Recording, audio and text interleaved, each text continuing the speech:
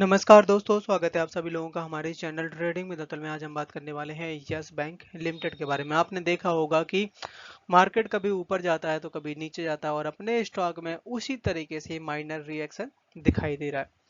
और आज के दिन गाइस बहुत सारी खबरें निकल के आई हैं, खासकर यस बैंक के पॉजिटिव मतलब अच्छी खबरें निकल के आई हैं और काफी ऊपर के टारगेट भी दिए जा रहे हैं,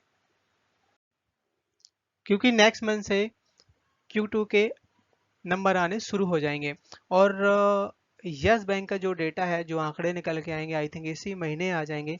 इसी वजह से स्टॉक अभी बिल्कुल शांत माहौल में काम कर रहा है। बट आपने अगर एक चीज नोटिस करी होगी कि जब भी क्वार्टर बाय क्वार्टर आप इसके नंबर देखेंगे तो स्टॉक आपका 2 रुपए हर क्वार्टर में ऊपर की तरफ शिफ्ट हो जाता है। तो अगर इस बार के नंबर अच्छे आते हैं तो स्टॉक बड़े आराम से, जो इसका जो बेस है 25 से 26 रुपए के रेंज में बनेगा। और आज के दिन बहुत सारी खबरें हैं जो कि यस बैंक के लिए धमाल मचा सकती हैं। यहाँ तक कि तगड़ी रेटिंग मिली है, यहाँ तक कि यस बैंक ने एक बहुत बड़ी डील भी साइन करी हुई है। तो चलिए गाइस, शुरू करते हैं हम अपना वीडियो। साथ ही अगर आप लोग हमारे वीडियो के माध्यम से थोड़ी सी भी हेल्प हो रही हो तो प्लीज आप हमारे चैनल को सब्सक्राइब जरूर करें। आज का मार्केट उतना अच्छा नहीं था, कभी तेजी हो रही थी तो कभी गिरावट। निफ्टी 50 में आप देख सकते हैं कि 35 पॉइंट्स की तेजी बनती हुई देखी गई। बैंक निफ्टी में 35 पॉइंट्स की और आईटी में 62 पॉइंट्स की। और स्मॉल कैप का इंडेक्स जिसमें माइनर सा प्रॉफिट बुकिंग दिखाई दिया। स्टॉक में आज के दिन काफी अच्छा वॉल्यूम बना हुआ था, करीबन 10 करोड़ का। और अगर हम बात करें प्रीवियस डेज की तो आप देख सकते हैं कि 14 करोड़ और 11 करोड़ का वॉल्यूम लगातार बना हुआ है। यस बैंक की रेटिंग लगातार पॉजिटिव होती हुई जा रही है। कुछ समय पहले मॉडिस की तरफ से निकल के आई थी, अब यहाँ पे आप देख सकते हैं कि केयर की तरफ से भी रेटिंग अपग्रेड कर दी गई है। और ये रेटिंग अपग्रेड करी गई है इंफ्रास्ट्रक्चर बॉन्ड के ऊपर। और अगर आप देखेंगे तो अभी रेटिंग थी, पॉजिटिव थी, बट पॉजिटिव से यहाँ पे केयर ने A+ और स्लैश स्टेबल कर दिया है। और जिसमें केयर ने काफ़ी जांच पड़ताल करने के बाद ही ये रेटिंग डिसाइड की। आप देख सकते हैं कि इन्फ्रास्ट्रक्चर जो बॉन्ड है करीबन 4,670 करोड़, जिसको यहाँ पे A+ कर दिया गया है। और इसके बाद टायर सेकंड बॉन्ड जो कि 8,900 करोड़ है, इसको भी यहाँ पे A+ कर दिया गया है। और सर्टिफिकेट ऑफ डिपॉजिट्स करीबन 20,000 करोड़ है, जो कि केयर की तरफ से A1+ की रेटिंग दी गई है। इसके साथ साथ है केयर ने इन फ्यूचर कैसा रह सकता है यस बैंक का बिजनेस, उसके ऊपर भी यहाँ पे अपने पूरा आउटलुक दिया है। आप देख सकते हैं कि जो इनका जो प्रॉफिट है, जो कि क्वार्टर बाय क्वार्टर बढ़ता जाएगा। यहाँ तक कि टोटल जो एसेट्स है उसमें भी काफ़ी अच्छी ग्रोथ दिखाई दे रही है। जो एनपीए है वो आपके काफ़ी कम हो जाने वाले हैं नेक्स्ट ईयर Q1 के आसपास। तो काफ़ी अच्छा अंदाजा लगाया है। आनंद राठी की तरफ से एक बहुत अच्छे नंबर की बात कही जा रही है, करीबन 32% अपसाइड की बात कही जा रही है इस स्टॉक के ऊपर। बताया जा रहा है कि यस बैंक है जो कि इस समय काफी कमर्शियल बैंक प्रोवाइडिंग जो सर्विस दे रहा है, यहाँ तक कि digitally offering offering retail, MSME and corporate clients के साथ में भी अपना बिजनेस बढ़ा रहा है। यहाँ तक कि इनके जो ऑफिस है Abu Dhabi and IFC banking unit in Gujarat international finance के साथ में भी ये इन्वॉल्व है। और जिस तरीके से यहाँ पे केयर की तरफ से रेटिंग दी गई है, आने वाले टाइम में बहुत तगड़ा रिटर्न दिखा सकता है। साथ साथ जिस तरीके से स्टॉक अभी 28 रुपए से 23.5 या 6 के आसपास काम करता हुआ दिखाई दे रहा है, बेरिस कैंडल साबित हो गई थी। बट यहाँ से फिर से अब ऊपर की तरफ के लेवल देखने को मिल सकते हैं और काफी अच्छे लेवल की बात कही जा रही है, जिसमें बताया जा रहा है कि करीबन 200 डेमा का जो हाई बैंड है उसको सपोर्ट कर रहा है, उसको नहीं ब्रेक कर रहा है।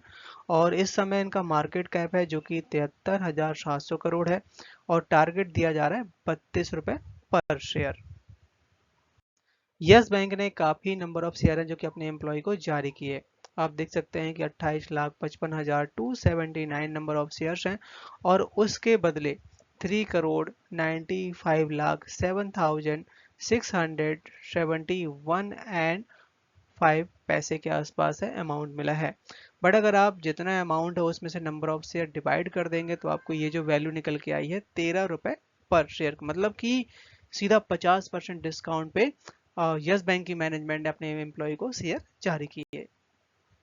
और आज के दिन बीएसई इंडिया में आप देख सकते हैं कि करीबन 38% के आसपास डिलीवरी उठाई गई।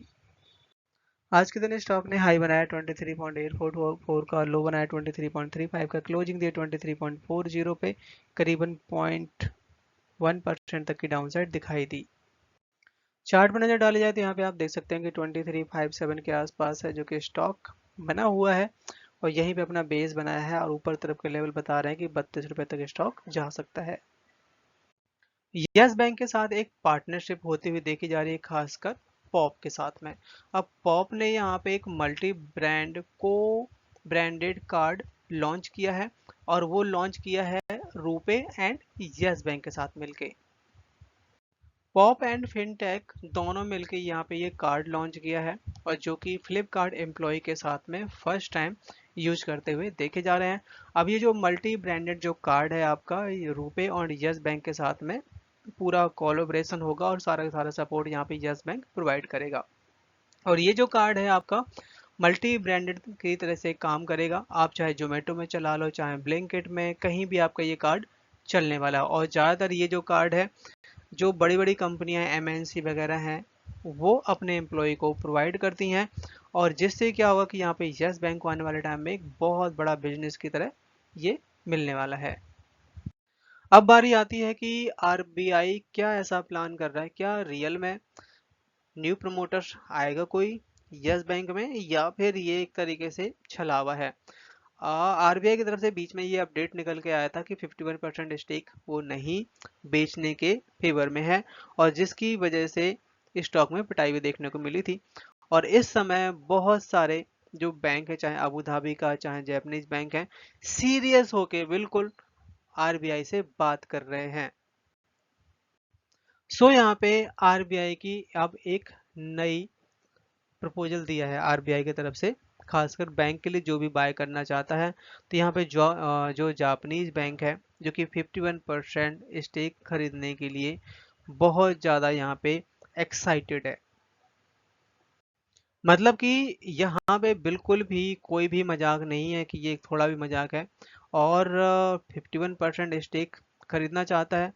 इसका पर्पज भी है कि वो 51% स्टेक खरीदने का कि ज़्यादा से ज़्यादा जो वोटिंग हो, कोई भी डिसीजन हो, हम वहाँ पे ले पाए। बट इसके पक्ष में आरबीआई नहीं था अभी तक, बट आरबीआई की तरफ से अब कुछ नया प्रपोजल निकल के आया है। आरबीआई कहता है कि ठीक है, आप 51% तक का स्टेक खरीद लो, बट कोई भी वोटिंग होगी, कोई भी एजीएम होगी, आपको 26% से ज्यादा का वोट करने का परमिशन नहीं मिलेगा। मतलब आरबीआई यहाँ पे बाहर के जो बैंक हैं उनकी मंशा को समझ रहा है कि अगर हम यहाँ पे इन्हें 51% तक का वोटिंग का अधिकार दे देंगे तो हो सकता है ये कुछ भी बड़े ऐसे डिसीजन ले लें जो कि बैंक के हित में ना हो या फिर कंट्री के हित में ना हो। तो यहाँ पे आरबीआई की तरफ से 26% वोटिंग के साथ में 51% तक का स्टेक देने के लिए एग्री हो चुका है। यस बैंक को एक बहुत बड़ा अप्रूवल मिला, खासकर आरबीआई की तरफ से। आप देख सकते हैं कि आरबीआई की तरफ से अप्रूवल मिल चुका है कि मैनेजमेंट में बड़ा बदलाव करने का। और उसके बाद यहाँ पे शेयर होल्डर्स की भी मीटिंग हुई है जिसमें ये आउटकम निकल के आया है कि मिस्टर मनीष जैन है जो कि country head wholesale banking and additional director and executive director की पदवी पे ज्वाइन कर रहे हैं और ये 27 सितंबर से अपना कारोबार संभाल लेंगे यस बैंक में। अगर बात करी जाए इनके प्रोफाइल के बारे में, मनीष जैन के बारे में, जो कि इन्हें बहुत बड़ा एक्सपीरियंस है खासकर बैंकिंग सेक्टर का। और जो कंट्री हेड की पोस्ट पे ज्वाइन किए हैं मनीष जैन, इनको 23 ईयर का एक्सपीरियंस है। बताया जा रहा है कि इन्होंने स्टैंडर्ड चार्टर्ड बैंक में भी काम किया है। और इसके अलावा बहुत सारे आप देख सकते हैं कि multinational corporate financial institute, government banking project, यहाँ तक कि financial loan synchronisation, transaction banking, IFC banking units and corporate government advisory and food agri advisory. मतलब बहुत सारे लार्ज फील्ड में इनका एक्सपीरियंस है। और सबसे बड़ा एक्सपीरियंस बताया जा रहा है कि इन्हें स्टैंडर्ड चार्टेज का काफ़ी लंबे समय का एक्सपीरियंस है, जो कि यस बैंक में इस समय इन्होंने ज्वाइन किया है। और जिसकी वजह से एक रीजन ये भी है कि एक बहुत बड़ी तेजी बनती हुई देखी गई।